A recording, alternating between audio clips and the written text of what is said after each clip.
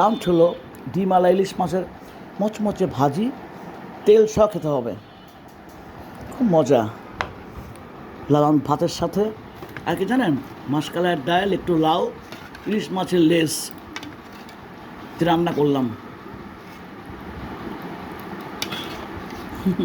ডালটা আমি স্প্রে করে নিয়েছি মেশিনে, মাসকালাইয়ের ভাজা ডাল, লাউ, এই যে ইলিশ মাছের লেজ। আমার প্রিয় হলো খুব স্বাদ, করলে একটা সাদা সালাদা চিংড়ি মাছ সাথে যদি আমি মিলিয়ে খাই খুব ভালো লাগে আমার। এক প্লেট ভাত দিয়ে খেয়ে ফেলি।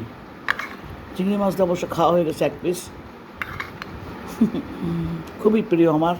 শুধু একটু সামান্য একটু হলুদ, পেঁয়াজ, কাঁচামরিচ, কড়াটা ভালো করে ধুয়ে নিতে হবে।